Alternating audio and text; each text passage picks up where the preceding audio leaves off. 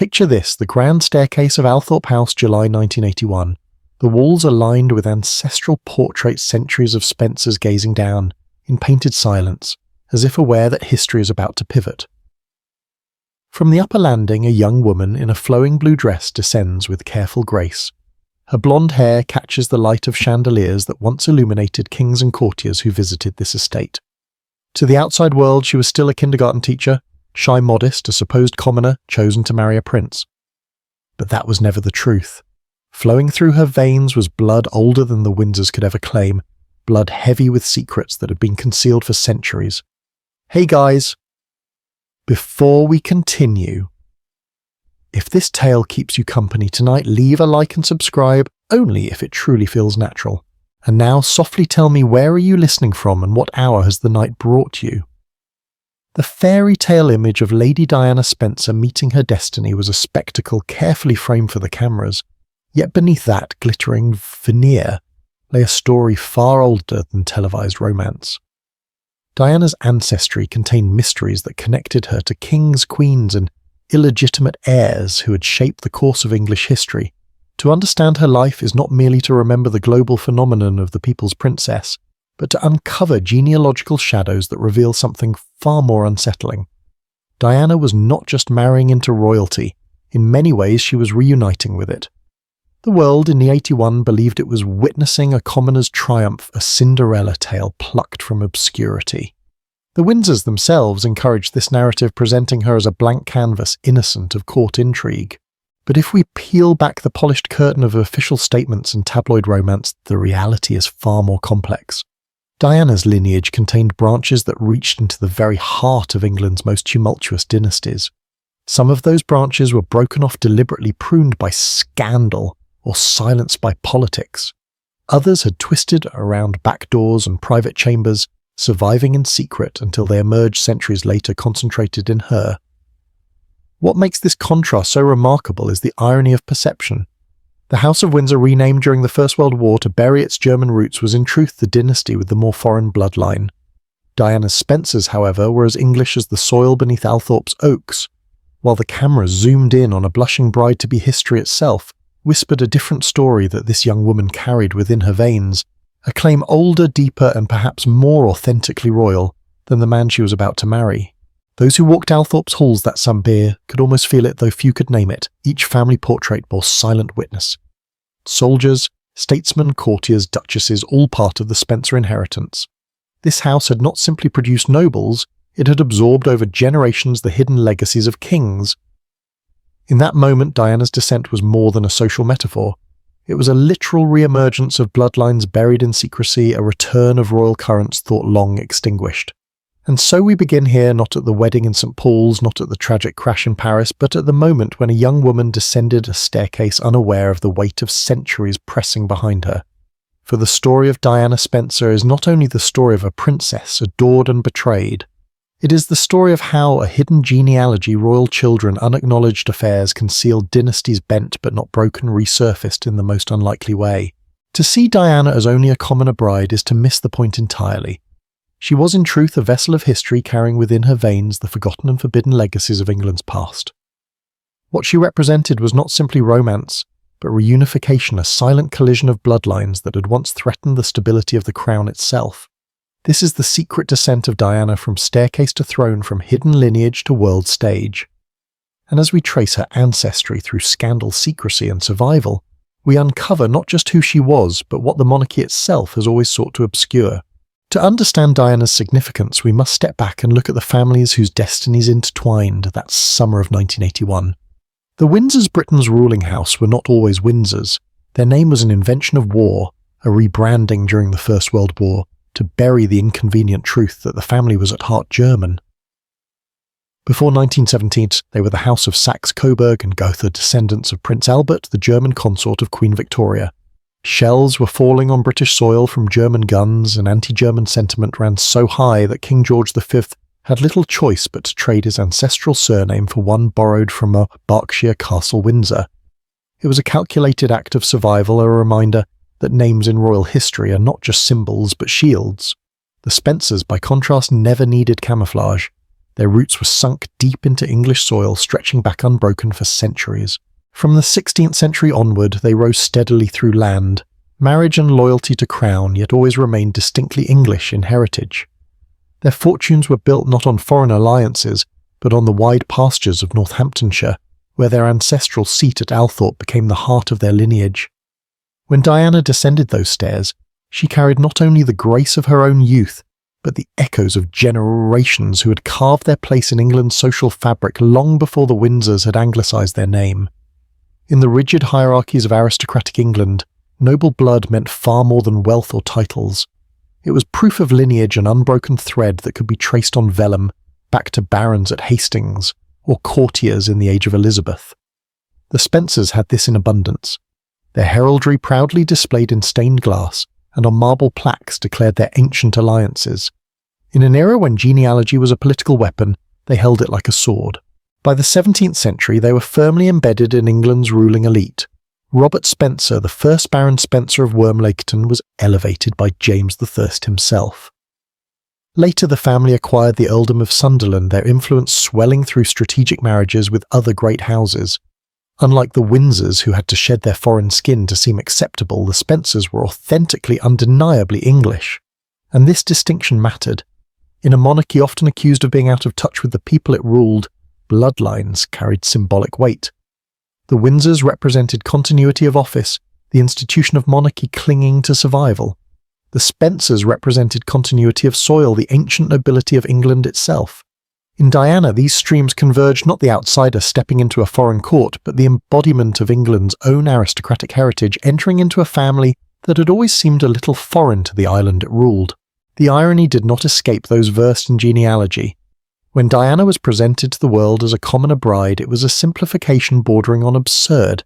She was the daughter of the 8th Earl Spencer, raised in a family whose blood had mingled with English nobility for half a millennium. Her supposed ordinariness was a narrative crafted for popular consumption meant to make her marriage look like a fairy tale. In truth, she was no Cinderella. She was closer to a sleeping princess whose inheritance lay hidden, in plain sight only now reawakening through marriage.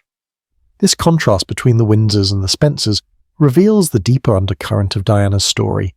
The royal family's official German heritage had been disguised by a new name, but the British public longed for authenticity. They wanted a princess who felt like theirs, not by title, but by birth. And in Diana, they unknowingly received exactly that, an aristocrat whose blood was more English, more ancient, and arguably more royal than the dynasty she joined. The descent of Diana Spencer into the House of Windsor was not just social ascent, it was a quiet rebalancing of history, a reminder that names and crowns can be altered, but blood cannot.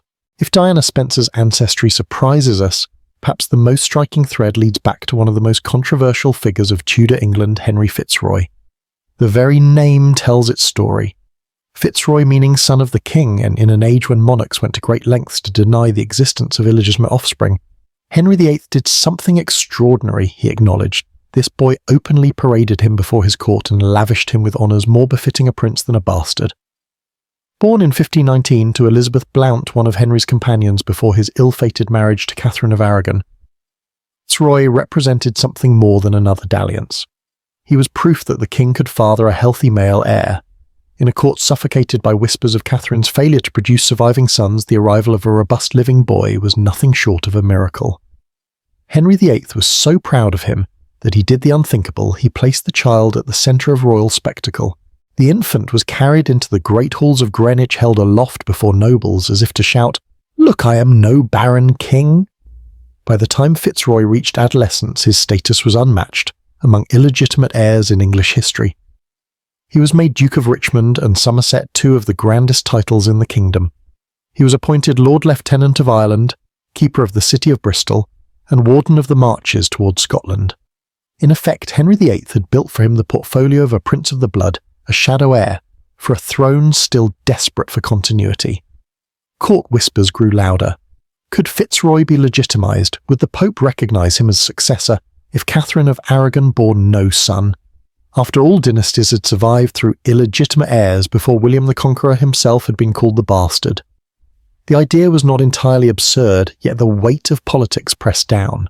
To name Fitzroy as heir would have been to shatter Catherine's dignity, delegitimise Henry's marriage, and invite European powers to meddle in England's succession.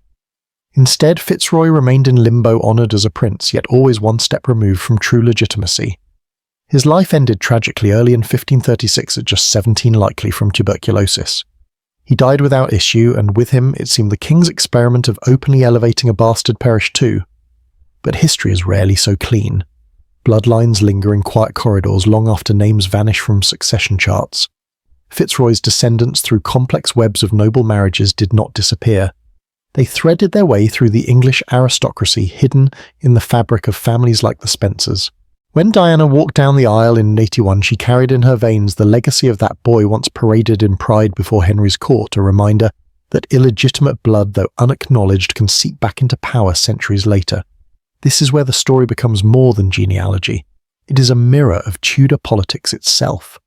Illegitimate children like Fitzroy were both dangerous and indispensable. Dangerous because their very existence threatened the stability of dynasties. Indispensable because they preserved the royal line in moments when legitimate heirs failed. Henry VIII's decision to elevate Fitzroy was not merely paternal affection, it was political insurance, a gamble that history would not erase his blood even if Rome refused his will. Diana's descent from Fitzroy closes a circle Henry VIII could never have imagined. His proud bastard denied the throne finds his bloodline resurrected centuries later in a princess who became the mother of kings. In that sense, Fitzroy's story is not one of failure but of delayed triumph. And it casts a shadow of irony across history. The illegitimate son, once deemed unfit to inherit, may yet have a greater claim on England's destiny through Diana's children than any Windsor could ever boast. If Fitzroy was the king's proud and acknowledged bastard, Catherine Carey was the opposite, an unspoken possibility wrapped in whispers and courtly silence. Her mother, Mary Boleyn, was sister to Anne, the woman who would later captivate Henry VIII and change the kingdom forever. But before Anne, there was Mary Henry's first Boleyn affair, known across Europe for her beauty and for her pliant charm. Mary Boleyn's reputation was a dangerous one.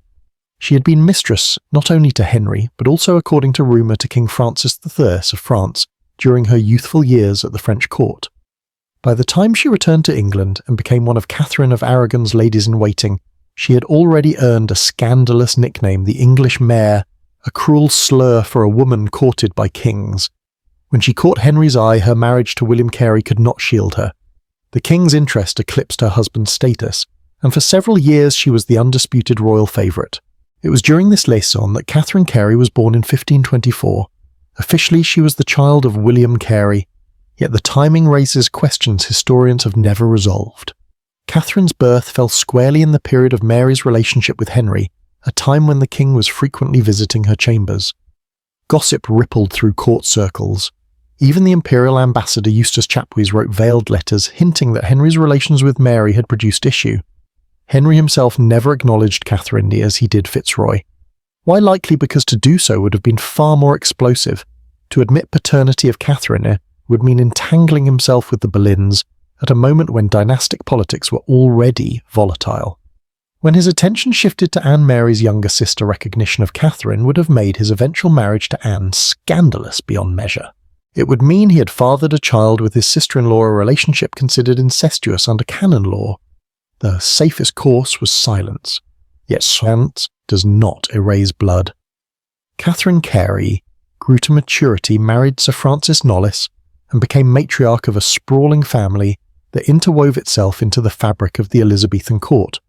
Her children served Queen Elizabeth I loyally, an irony not lost on contemporaries who quietly suspected that the Queen and her Knollys cousins shared more than political ties. This is where Diana Spencer's story re-enters the frame. Through Catherine Carey, her ancestry possibly carried the blood of Henry VIII himself, not through acknowledged lineage, but through the concealed veins of a daughter history dared not name. If true, then Diana was not simply the descendant of a noble house, but the living continuation of the Tudor monarch, whose obsessions with marriage and succession had reshaped England. The implications are staggering.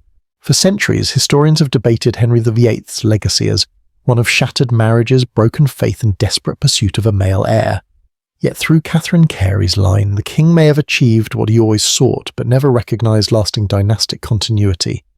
That continuity wound its way through centuries of aristocratic unions until in a twist no Tudor courtier could have imagined it surfaced in the veins of the shy young bride descending the staircase of Althorp.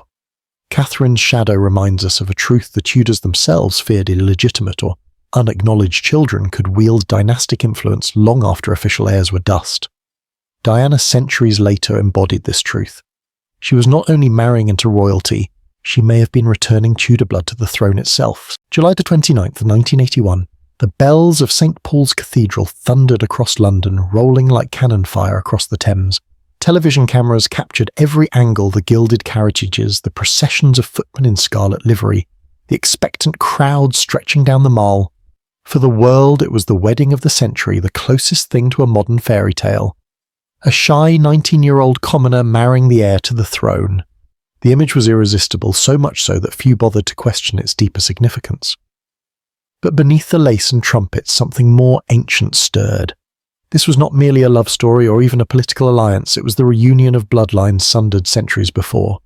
Within Diana Spencer's veins flowed Tudor Stuart and even Plantagenet, echoes blood once deemed too scandalous, too illegitimate, too politically dangerous to sit on a throne.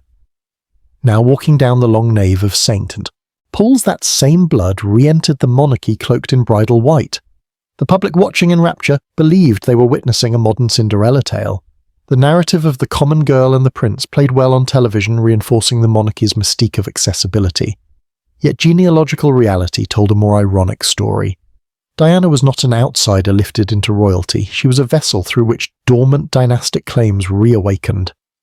Every step she took down that endless aisle was a step back through centuries of secrecy, toward Henry Fitzroy's paraded boyhood, toward Mary Boleyn's whispered affair, toward Eleanor Butler's disputed marriage.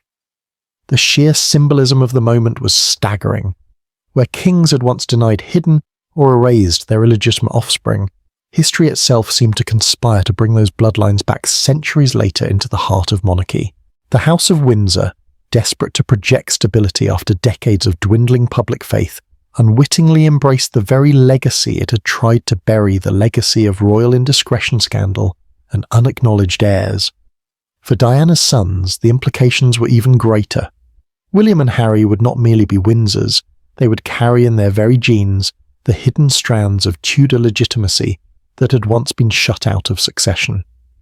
If historians are correct in tracing Diana's descent from Henry VIII's hidden children, then William would someday ascend the throne as the first monarch in 500 years to carry both the legitimate Windsor succession and the buried Tudor line. The monarchy through him would represent not just continuity, but reconciliation. It is little wonder that the image of Diana in her voluminous gown, its train spilling across the cathedral floor like a river of silk, burned itself into collective memory. On the surface it was innocence and romance. Beneath it was dynastic destiny. The illegitimate sons and daughters of kings, once consigned to the margins, had finally been folded back into the story.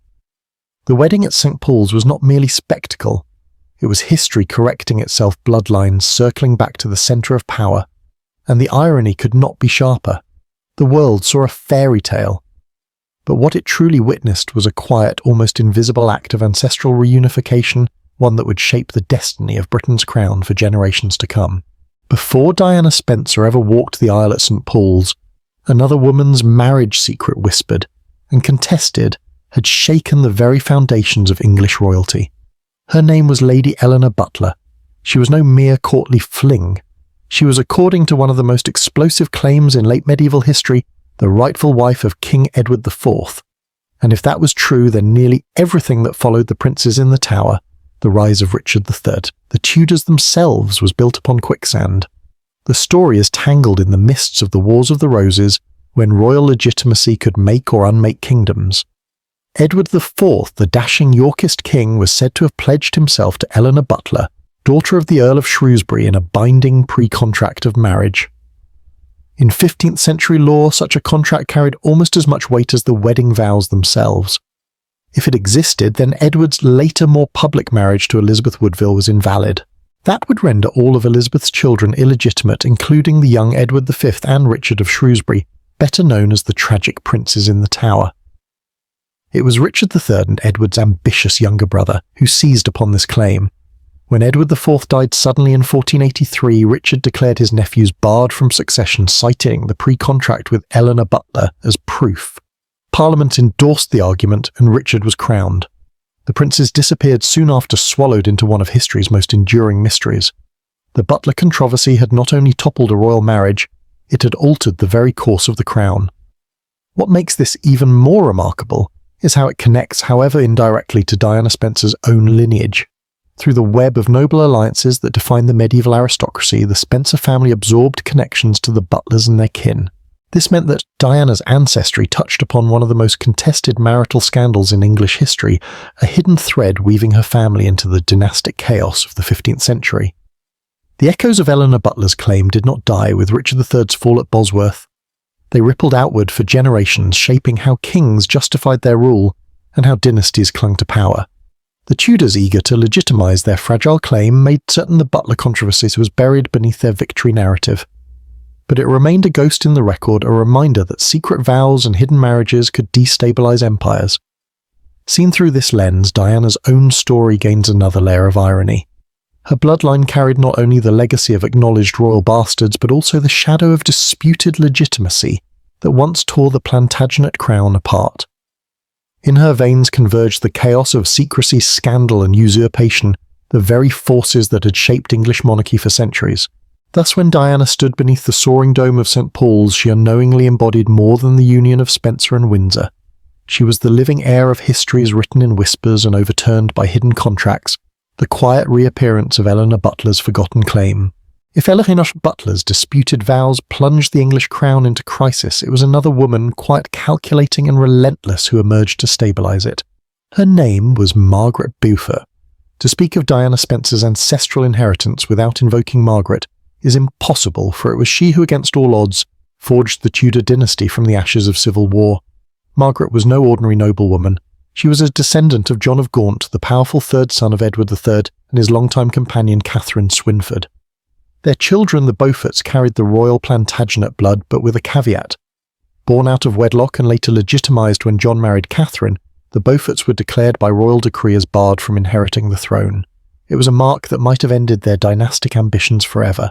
But Margaret Beaufort was not a woman to accept silence. Married at just 12 years old and a mother at 13, she gave birth to her only son, Henry Tudor, in 1457. Widowed soon after, she dedicated her life to ensuring that boy would ascend to heights far beyond what the Beauforts' barred status would allow. The Wars of the Roses gave her opportunity, while Yorkists and Lancastrians slaughtered each other.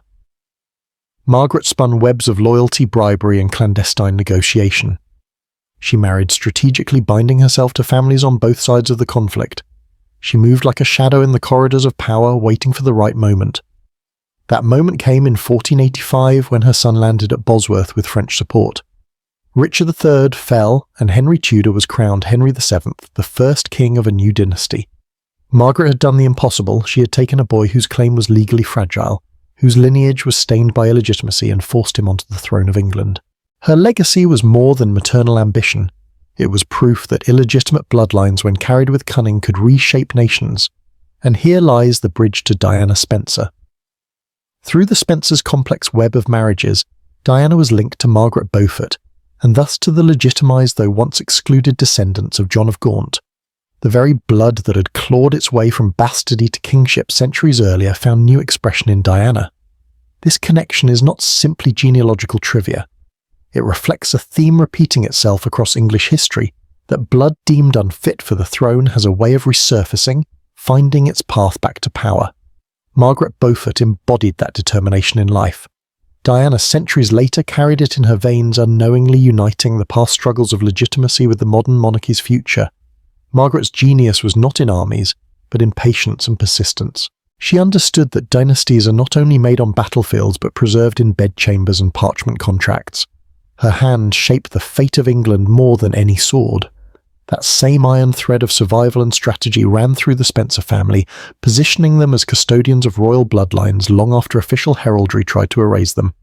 Thus, when Diana married into the Windsors, she was not simply bringing beauty and grace to the monarchy. She was reintroducing the inheritance of Margaret Beaufort, the audacity of illegitimacy transformed into the foundation of royal power. If the Tudors gave Diana Spencer her most dramatic English threads, the Stuarts and Stuarts of Scotland wove equally turbulent strands into her bloodline. Here we meet another figure born on the margins yet destined to shape kingdoms, James Stuart, the illegitimate son of James V of Scotland. James Eyre fathered several illegitimate children, but James Stuart, later the Earl of Moray, was by far the most formidable. Unlike many royal bastards who faded into obscurity, Moray grew into a master of politics and power. Born around 1531, he was acknowledged by his father and provided with lands and titles already, an unusual gesture of legitimacy for one born outside the bonds of marriage. But it was not paternal affection alone that carried him forward. It was his instinct for survival in a court where daggers often flashed faster than smiles. Moray rose to prominence under his half-sister Mary Queen of Scots. At first her trusted advisor, he soon became her adversary. When Mary's turbulent reign spiralled into scandal, her disastrous marriage to the volatile Lord Darnley, the murder of her secretary David Rizzio, and the suspicious death of Darnley himself, Moray moved with ruthless precision. He aligned with Protestant lords, exploited the chaos of Mary's reputation, and when she fled after her forced abdication, it was Moray who stepped into power as Regent of Scotland for her infant son James VI. Here was the paradox of illegitimacy made flesh. Though barred from the throne himself, James Stuart wielded authority with more competence and calculation than many crowned monarchs. His decisions shaped Scotland's religious and political trajectory at a moment when the nation's fate hung in the balance. His assassination in 1570 made him the first head of government in recorded history to be killed by a firearm, sealing his place in both political and cultural memory. For Diana, this bloodline connection matters because it illustrates a repeating theme in her ancestry. Illegitimate children often proved more decisive, more adaptable, and more dangerous than legitimate heirs. They thrived on the margins, unburdened by ceremonial expectation, and thus cultivated sharper instincts for power. James Stuart was not merely an ornament of court life, he was its master manipulator. Through the Spencer family's interwoven marriages, Diana inherited the echo of that ruthlessness. It was not a cruelty of spirit, but a resilience born from generations of survival outside official succession. One could even argue that Diana's own defiance of royal protocols, her emotional candour, her refusal to bend entirely to the Windsor mould carried shades of that same inheritance. She too was not content to be ornamental. She reshaped the monarchy in ways more lasting than many official heirs before her. The Stuart entanglements show us once more how the line between legitimate and illegitimate blood was porous, often politically meaningless in the long run. Kings and queens might deny a child's claim, but history had a way of finding room for them in the corridors of power. Diana's blood carried not only the legacy of queens who wore crowns, but also of bastards who, though barred from thrones, often proved the true architects of dynasties. If Henry VIII's bastards shaped the 16th century, and James Stuart redefined Scotland in the 16th, then it was Charles II, the Merry Monarch, whose children left fingerprints across nearly every noble family of Britain. His reign may have restored the monarchy after the grim years of Cromwell, but it also produced a second monarchy of sorts, a dynasty of illegitimate heirs who, though denied crowns, ceded dukedoms and aristocratic houses that continue to shape Britain to this day. Charles II fathered no legitimate heirs with his Queen Catherine of Braganza, but outside the royal bedchamber it was another matter entirely. Historians count more than 14 acknowledged children from his many mistresses, and whispers suggest there were still more. He was as prodigal in his affections as he was generous in titles, granting his offspring noble estates and names that guaranteed their survival long after his own reign. Foremost among these mistresses was Barbara Palmer, Lady Castlemaine. Bold, witty, and extravagantly ambitious, Barbara was one of the most notorious women in Restoration England. Charles adored her with reckless abandon, elevating her children to dukedoms and showering her with wealth. One of those children carried a line that would centuries later intertwine with the Spencers and eventually with Diana. Another of Charles's enduring companions was Louise de Keroualle, a French noblewoman sent by the court of Louis IV as a maid of honour, but swiftly transformed into royal favourite. With her came whispers of espionage, a bridge of influence between Whitehall and Versailles. She bore Charles a son, Charles Lennox, who was made Duke of Richmond. Through careful marriages, this line half Stuart, half French threaded itself into the English aristocracy. Diana's own bloodline absorbed this legacy, carrying within it both the merriment of the Restoration Court and the shrewd diplomacy of continental Europe. It is staggering to realise how deliberate Charles II was in elevating these illegitimate children. Where other kings might have hidden their indiscretions, Charles turned them into building blocks of his realm, By planting them within the nobility, he created what historians call shadow dynasties, families of half-royals who are excluded from succession but inseparably bound to the throne. More than a quarter of Britain and Ireland's dukedoms today can trace their origins to Charles's offspring. This strategy had profound consequences. It blurred the line between monarchy and aristocracy, ensuring that royal blood coursed through households far beyond the palace walls. In Diana Spencer, centuries later, those lines converged once more. She was descended from multiple of Charles II's companions, inheriting not just one thread, but several of these shadow dynasties. The irony is sharp. While the Windsors emphasized their unbroken succession, Diana carried the more widespread and authentic inheritance, the merry, scandalous, and politically astute blood of a king who made his bastards into the foundation of a new aristocratic order. When Diana married Prince Charles, two worlds collided again, the official royal line constrained and tightly guarded, and the unofficial royal bloodlines freer, more numerous, and arguably more enduring. Charles II's legacy flowed into her sons William and Harry, binding them not just to the House of Windsor, but to a sprawling web of kin born of passion politics and calculated survival. It is no exaggeration to say that through Charles II's progeny, the monarchy itself became less a single line of descent than a vast interwoven tapestry, and in that tapestry Diana was one of its brightest, most visible threads. If Charles II's mistresses filled the noble houses of Britain with royal half-bloods, his brother James II followed a similar path, though with a touch more secrecy. Among his companions was a woman whose name still resonates in Britain today, Arabella Churchill. Through her, the Churchill and Spencer families became bound to yet another strand of illegitimate royalty. Arabella was no tavern beauty plucked from obscurity. She was the daughter of Sir Winston Churchill, a soldier and courtier, whose lineage would centuries later produce Britain's wartime Prime Minister of the same name. The Churchill family was one of ambition and resilience climbing steadily through service, loyalty, and shrewd alliances. Arabella inherited that blend of courtly presence and determination, and it was enough to catch the eye of James Duke of York, brother to Charles II, and the man who would become James II of England. Their relationship produced several children, the most notable being Henrietta Fitzjames, born in 1667. Like so many of the illegitimate offspring of the Restoration Court, Henrietta was denied succession, but not entirely discarded. She was married into nobility, her bloodline carefully placed where it could endure. Over generations, her descendants merged with other aristocratic families until they too touched the Spencers. Thus, Diana carried within her the legacy of a woman who had stood beside a king, quietly shaping dynastic currents in ways few at the time recognized. Arabella's story illustrates once more how illegitimate lines, far from vanishing, were deliberately grafted into the English aristocracy. The Churchills themselves became one of Britain's most formidable dynasties. Her brother John Churchill rose to become the first Duke of Marlborough, a general whose victories secured Britain's place as a European power. His descendants married into the Spencers, creating the Spencer-Churchill line that produced the Dukes of Marlborough and in the 20th century Winston Churchill himself. It is here that Diana's ancestry becomes a hall of mirrors. Through Arabella's union with James II, she inherited the blood of a Stuart king. Through Arabella's brother John, she inherited the military genius and political weight of the Marlborough line. And through the eventual convergence of Spencer and Churchill marriages, she became the product of a dynasty that blended nobility, illegitimacy, and sheer ambition into a single current. The irony is profound. In Diana's veins, the blood of a king who was overthrown in the Glorious Revolution mingled with that of a general who secured Britain's future under a new order. Hers was not merely the blood of royalty, it was the blood of both sides of history, the deposed and the victorious, the illegitimate and the celebrated. Arabella Churchill may never have worn a crown, but her legacy endured in the quiet, genealogical pathways that linked the royal Stuarts, the mighty Churchills, and eventually the Spencers.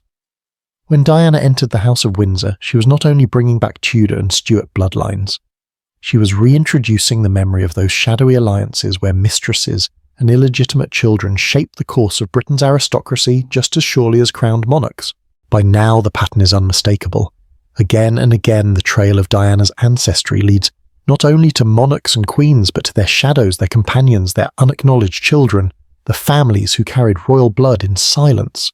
And if we zoom out to see the larger design, one family appears repeatedly as the keeper of these threads, the Spencers.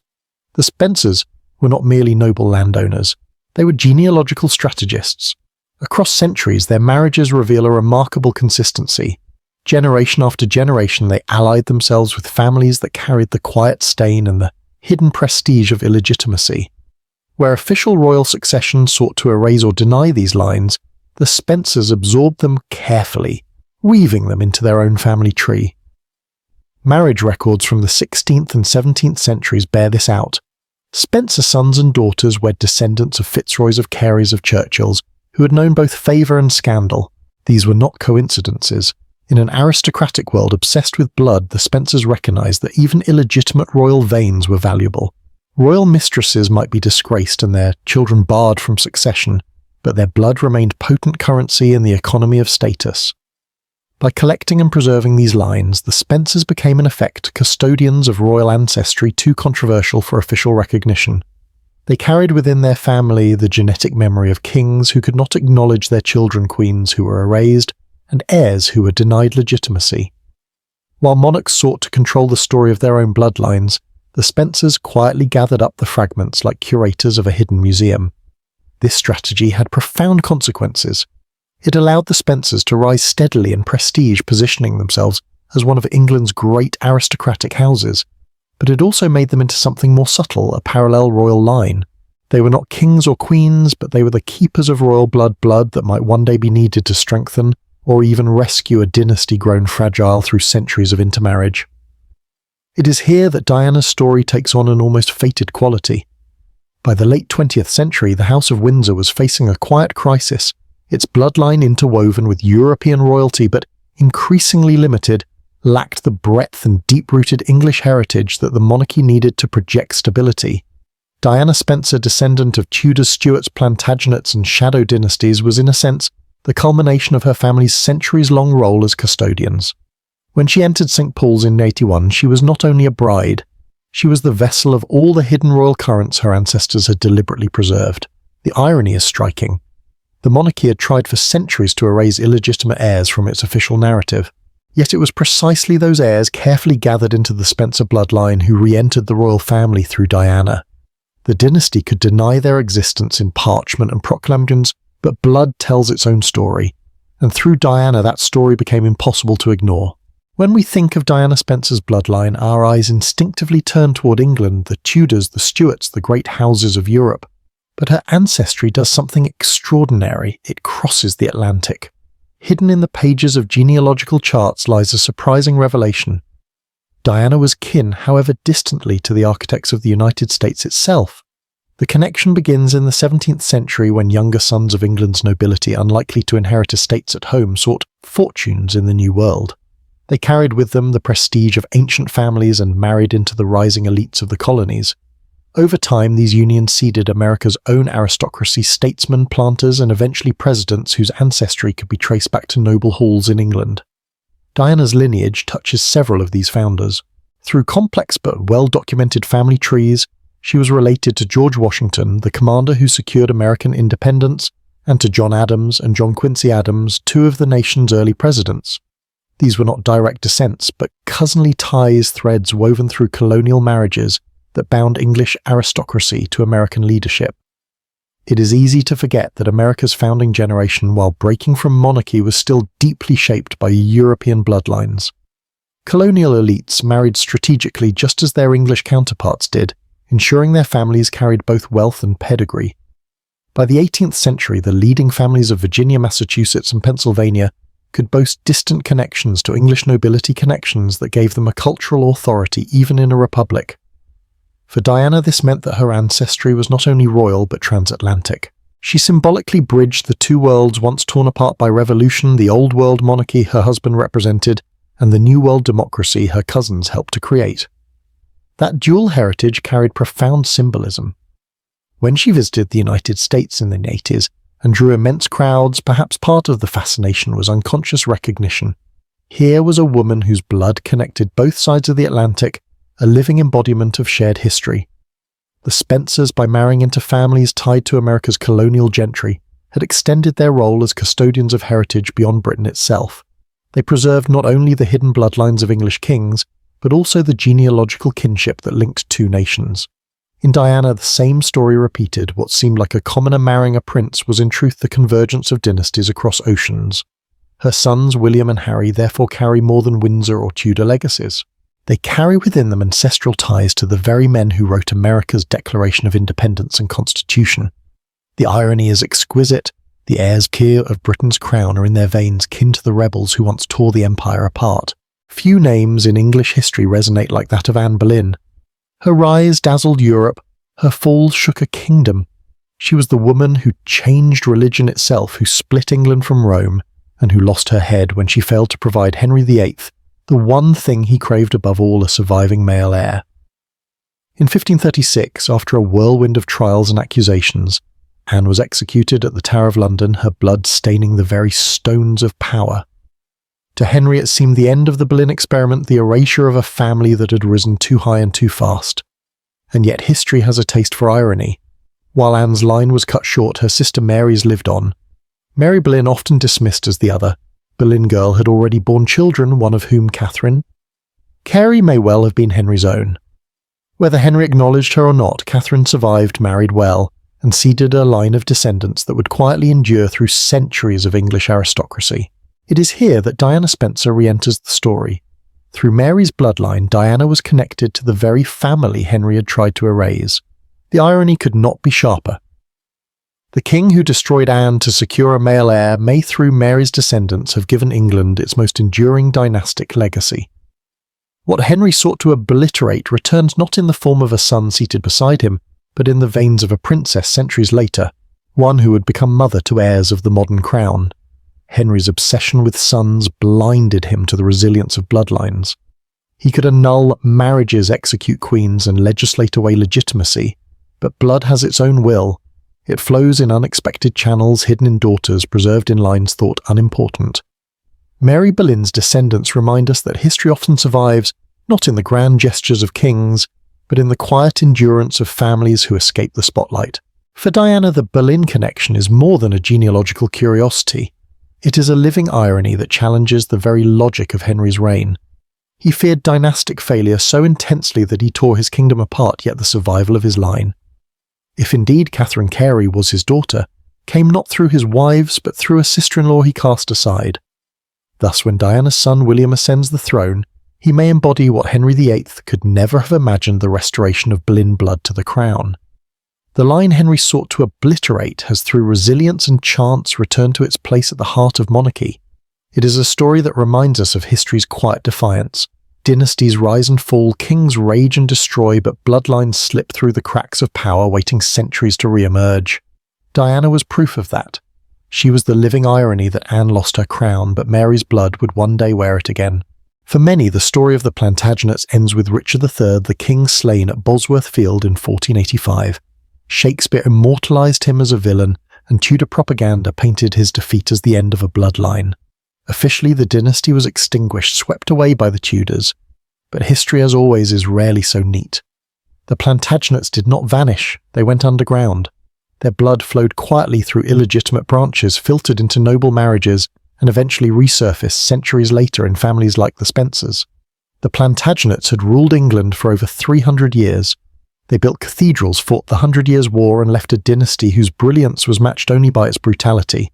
Their fall was violent, but their illegitimate offspring scattered across the aristocracy like embers from a dying fire, many of those embers caught. Children born outside of marriage to Plantagenet princes or their cousins were never allowed succession rights, yet they were not erased. They were folded into families whose names endured. Through centuries of careful alliances, their blood survived, hidden but alive. Diana Spencer, through her ancestry, carried those echoes. Genealogists have traced her lineage back to Plantagenet, illegitimate lines descendants of John of Gaunt and other royal offshoots whose claims had been barred by the law but preserved in practice. Her heritage represents not merely a continuation of the Tudor experiment, but the persistence of Plantagenet blood long after history declared it extinct. This adds another dimension to her son's inheritance. Prince William, when he becomes king, may carry more concentrated Plantagenet blood than any modern claimant who boasts descent through official lines. In fact, studies of genealogical patterns suggest that Diana's ancestry preserved multiple independent Plantagenet threads, weaving them together in a way the Windsors themselves could not match. Ironically, the supposed extinction of the dynasty after Richard III was never a death, it was a disguise. The importance of this cannot be overstated. For medieval theorists, true kingship was not just about coronation or law, but about blood, the idea that certain dynasties carried innate traits of rulership. By this measure, William may represent something unprecedented, the reunification of Plantagenet vigour with the official Windsor line, a return of traits that England thought buried beneath a Leicestershire field with Richard III. What we see then is not just a romantic story about Diana Spencer, it is the survival of a dynasty thought destroyed. The Plantagenets live on in her, in William, in Harry, in the very future of the crown. History's supposed endings, it seems, are often only intermissions. In every age, power has been about more than crowns and armies. It has also been about bodies, the traits kings and nobles believed marked out superiority: height, beauty, vigour, fertility. These were not just accidents of nature, but qualities aristocrats sought to preserve and multiply through marriage. Long before modern genetics, noble families engaged in what can only be called selective breeding, and the Spencers, like many of their peers, were deeply enmeshed in this quiet science of lineage. In the 16th and 17th centuries, when dynasties rose and fell on the strength of heirs, physicians and court genealogists kept careful notes on the families of Europe. Which houses produced tall, strong sons, which lines carried striking features, which women were known for fertility and healthy childbirth. This proto-eugenic thinking was not cloaked in scientific terminology, yet it was framed as good blood, noble stock, or godly heritage. But the effect was the same. Marriages were chosen not only for political alliance, but for the physical and temperamental traits they were expected to yield. The Spencer family tree shows the pattern clearly. Again and again they allied with families renowned for stature, commanding presence, or intellectual brilliance. These were qualities that set them apart in court life, where appearance was inseparable from power. To stand taller than one's peers, to move with elegance, to command a room, these were not trivial matters. They were signals of authority almost as convincing as a crown. Enter Diana. Even in youth, her physical presence was striking. She was nearly 6 feet tall, statuesque, yet graceful, with that rare blend of vulnerability and charisma that made her both approachable and radiant. Her distinctive blue eyes and delicate bone structure echoed descriptions found in genealogical records of her noble ancestors. It's not fanciful to suggest that her appearance was the very outcome of centuries of selective marriage choices, a living embodiment of what earlier generations had prized. Court physicians of earlier centuries might have noted her as a prize match, not for her wealth or position, but for her heritage traits. Her height alone was unusual among women of her time, something often remarked upon in royal correspondence of earlier eras as a desirable sign of vigour. Add to this her natural charisma, her ability to hold the gaze of millions across television screens, and we see a continuation of what noble families had always pursued: the cultivation of presence. This was not accidental. Aristocratic breeding programs, unofficial but deliberate, were designed to concentrate such traits. They were early imperfect experiments in heredity long before the word genetics existed. Diana was in many ways the fulfillment of that long experiment, the culmination of centuries of marriages chosen as much for appearance and vitality as for land or titles. The irony is sharp. She was presented as a shy girl plucked from obscurity, yet her very body told a different story. She was the visible proof of a centuries-old project to preserve desirable traits within England's nobility. Her height, her luminous presence, her combination of fragility and strength, all were the inheritance of deliberate choices, stretching back hundreds of years. Thus, when Diana entered the royal family, she brought more than just a celebrated bloodline. She embodied the very traits aristocrats had sought to cultivate, a living demonstration of how lineage planning shapes not only dynasties but for flesh and bone.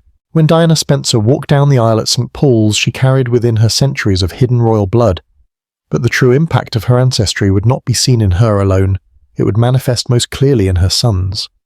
In William and Harry, the centuries of Tudor, Stuart and Plantagenet echoes found new life there, features and temperaments bearing uncanny resemblance to monarchs long gone. Take William. Tall, broad-shouldered, with a commanding presence even in youth, he embodies what chroniclers once called the kingly stature. Medieval records often describe successful monarchs in terms of physicality. Edward IV was praised for his towering height. Henry VIII in his prime was lauded for his athletic build, and the Plantagenets were remembered for their robust vigour in battle.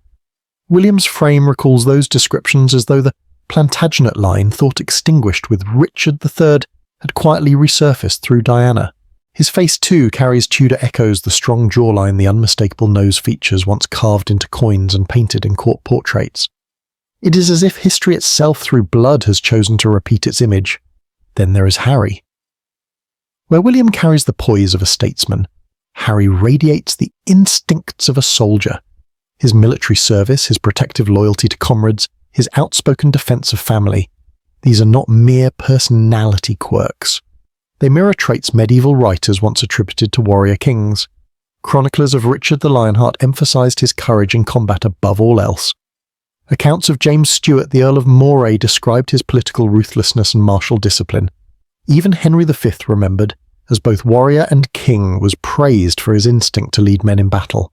Harry's life seems to echo these same ancestral chords, less bound to ceremony, more drawn to action, protective by nature. This division of traits between the brothers feels almost deliberate, as if the centuries-old bloodlines chose to distribute their legacy across two heirs. William inherited the stature and authority of Plantagenet kings, the image of command, the bearing of legitimacy. Harry inherited the vigour, independence and martial courage of royal bastards who fought from the margins. Together they embody the dual heritage Diana carried, the official and the unofficial, the throne and the battlefield. To medieval minds this would not be coincidence. Chroniclers believed blood carried not only physical features, but character itself, that kingship was visible in the body and temperament. A monarch too frail, too timid, was thought cursed by weak lineage. A king strong in limb and decisive in action was praised as the true heir of his ancestors. In William and Harry, these ancestral expectations find uncanny fulfillment. It is a reminder that Diana's marriage was never just about romance. In her children, the legacies of Fitzroy, Mary Boleyn, the Beauforts, the Plantagenets and the Stuarts converged. Their inherited traits are not only family resemblances, but historical continuities, visible proof that bloodlines thought extinguished still shape the present. When William ascends the throne, it will not be only as heir to Elizabeth II, but as the living embodiment of dynasties long buried. And when Harry carries himself as soldier, husband and protector, he channels the martial instincts of forebears denied crowns but never denied their inheritance of courage. In Diana's sons, the ghosts of history walk again. For all the richness of Diana's ancestry, the Tudors, the Plantagenets, the Stuarts, there was a deliberate effort to bury it beneath a simpler story. To the public, she was endlessly described as a commoner, a young woman plucked from obscurity, elevated by marriage into royalty. The irony is almost unbearable. A Spencer descendant of monarchs and mistresses of dynasties both legitimate and denied, was framed as if she had no heritage worth noting. This was not an accident of ignorance. It was strategy. The palace had its reasons. To acknowledge Diana's true bloodlines would have complicated the Windsor narrative, perhaps even destabilized it. If the world were told that the shy girl marrying Prince Charles carried more authentic English royal blood than the Windsors themselves, what would it mean for the legitimacy of the reigning house? For a dynasty already sensitive to its German origins, the idea that its heir was marrying into a family with deeper, older and more English royal ties was a truth too dangerous to parade. And so the story of Cinderella was promoted instead. Diana became the girl next door, the fairy tale commoner. It made for better headlines, for more universal identification, for a narrative that could sell to a public hungry for romance. But in the process, the palace concealed the deeper significance of her marriage, not only from the world, but from Diana herself. Imagine the weight of that knowledge had it been fully revealed to her. To know that she carried within her veins the unacknowledged heirs of Henry VIII, the legitimized bastards of John of Gaunt, the blood of Plantagenets thought extinct. To realize that her very children would embody the reunion of dynasties long sundered. Such understanding might have altered how she saw her place in the royal family, not as outsider but as inheritor. Yet that truth was never given to her. Instead, Diana was kept in the role of ingenue. Her ancestry downplayed her heritage, reduced to a footnote. She was made to feel small in a palace where her blood made her anything but. The tragedy is not only that she died young, but that she died never knowing the full scope of who she was in history's eyes. The political motives for this concealment are clear enough. The Windsors had to protect their narrative of legitimacy. To admit that Diana's lineage overshadowed their own would risk inviting questions. They could not answer questions of succession, of identity, of whether the monarchy's authority rested on history or on image. Better to call her a commoner, better to bury the genealogical truth beneath the veil of fairy tale. But history does not forget.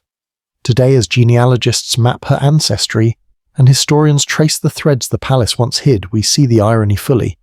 The woman treated as an outsider was in truth a vessel of royal continuity. And perhaps the cruelest cut of all is this: the monarchy may have recognised that truth in private, even evaluated her lineage in secret. But Diana herself never fully realised it. She died in Paris not knowing that she had carried within her the echoes of kings and queens denied, erased, forgotten. It is the quiet tragedy of knowledge, concealed heritage, silenced to protect a narrative truth hidden even from the one who lived it. As the story of Diana Spencer's ancestry draws to its close, we arrive not at her but at her sons. For William and Harry stand as the culmination of centuries of unions, some celebrated, others whispered, many deliberately erased from official memory. In them converge the dynasties of England's past, both legitimate and illegitimate. They are quite literally bridges between two worlds of monarchy, the official line of crown succession, and the hidden line of unacknowledged heirs. In medieval thought, kingship was never simply about parchment or coronation rites. Chroniclers and theologians alike spoke of the virtue of blood, the idea that true rulership was carried in the veins passed down from ancient dynasties.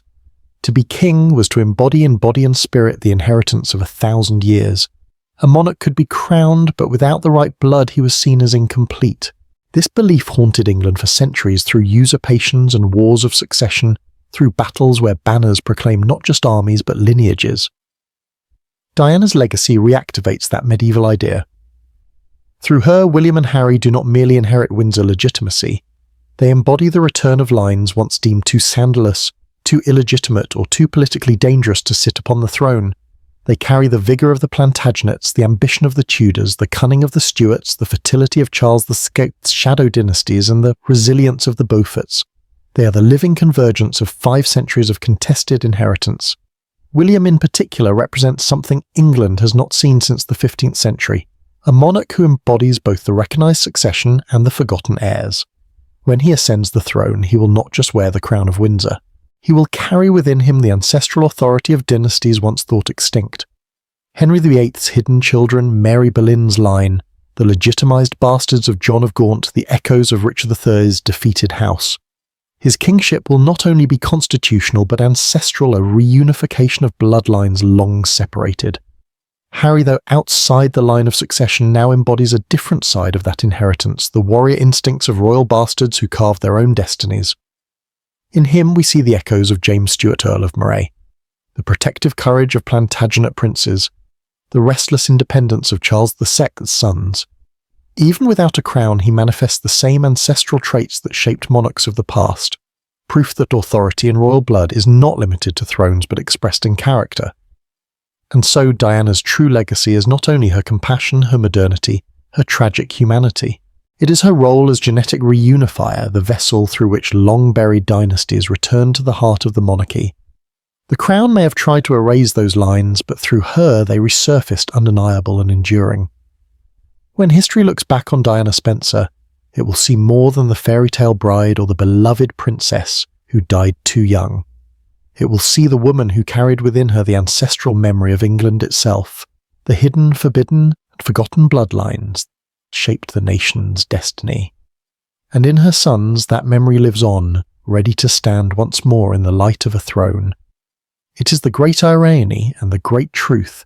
The monarchy, obsessed for centuries with controlling bloodlines, could not prevent them from reuniting. In Diana's children, the circle is closed. Authority has returned not only by law but by lineage. The age of Windsor continues, but through Diana it has become the age of every dynasty England ever sought to silence. Life lessons from Diana's hidden bloodlines. History often tempts us to see royalty as a spectacle of crowns and ceremonies, but Diana's story reminds us that beneath titles it is blood, resilience, and humanity that carry legacies forward. When we trace our ancestry from the Tudors to the Plantagenets, from royal bastards to founding fathers, we discover more than genealogical trivia. We uncover life lessons about survival, identity, and the enduring power of what cannot be silenced. The first lesson is that truth finds its way. For centuries, kings and queens tried to erase illegitimate children from the record. They barred them from succession, denied their claims, and buried their names in the margins of chronicles. Yet those children survived. Their descendants lived married and eventually returned to the centre of history through Diana.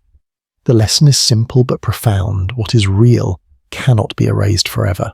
Whether in bloodlines, in stories, or in our own lives, truth waits for its moment to re-emerge.